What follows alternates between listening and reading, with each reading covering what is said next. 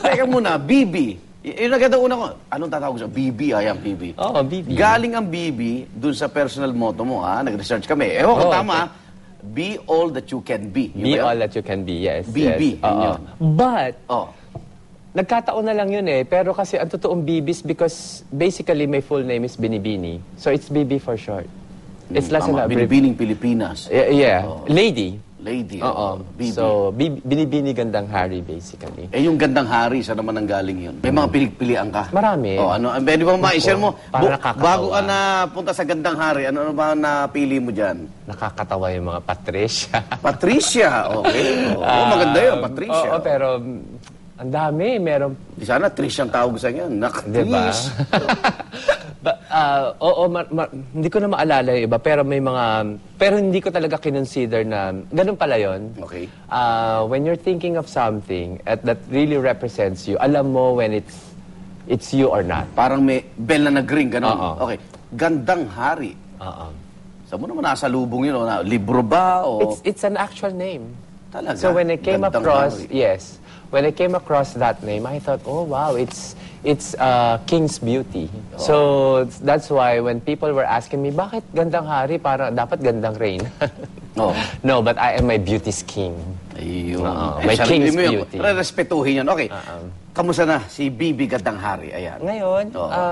I'm very, very happy. Of course, hindi naman fairy tale ang buhay ko na ever since I transitioned, wala nang problema. Of course, ganun pa rin. It's a I'm a normal person na may Okay. pinagdadaanan every day. But it's just that now, I'm surer of myself.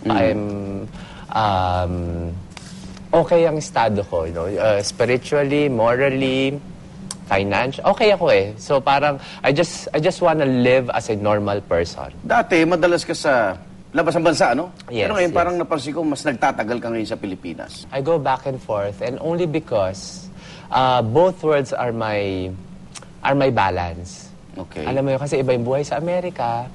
Kasi doon, you get to be as normal as possible. Dahil walang gano'n nakakilala sa'yo. Nandun yung normalcy. Parang yun yung balanse ko sa buhay ko, ang Amerika at itong Pilipinas. Kamusta na si Mami? Hindi ba nagulat si Mama mo? Nagulat siya, but this I can say, ever since I transitioned, I became more open to my mom.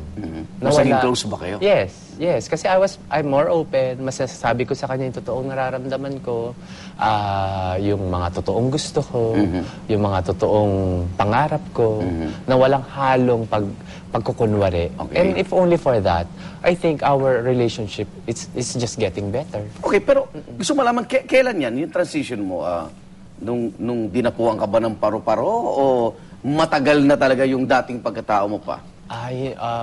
No, it was a gradual process. Unti-unti. Yes, gradual process. Pero natakot ka rin?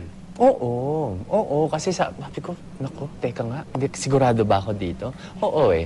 Kaya nga, alam mo, maraming tao ang nag-iisip na because of the changes in my life, they thought I've lost fear in God.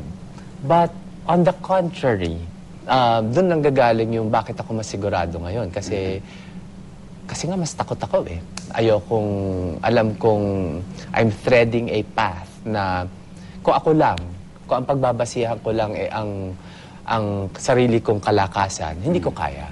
It's kind of very difficult. Bibi, nakatanggap kami ng maraming tanong kasi may Facebook ang Tonight with Daryl Glavio at Twitter page. Mula kay Minda Mikami, sino at saan ka humugot ng lakas ng loob para isiwalat ang pagkatao mo? Ayan. Ayun, parang bumalik tayo dun sa usapin kanina. Oo. Oo, na it really boils down to my faith.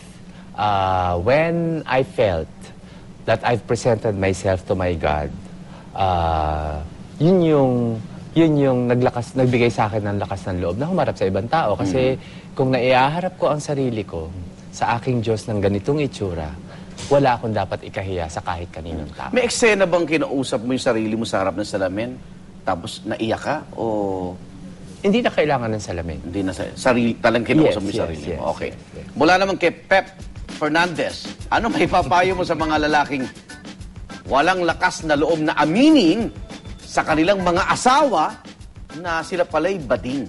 Napakahirap naman kasi talaga yung sitwasyon. It's not easy. I can only understand.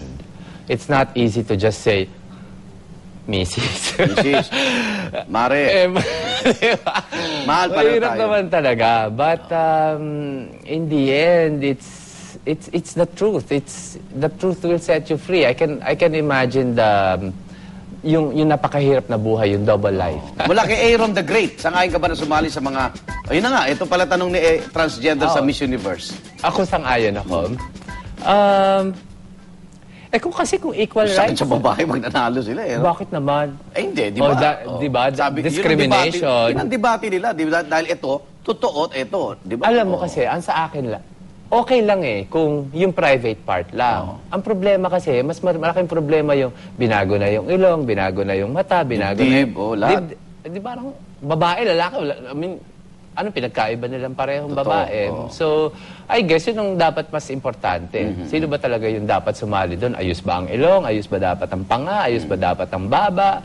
Di ba? Okay. Kasi kung natural beauty, the natural beauty. Same-sex marriage, ano bang posisyon mo doon? I'm for it. Okay. Sa politika naman tayo, tingin mo ba may pag-asang manalo mga miyembro ng LGBT bilang out na politiko?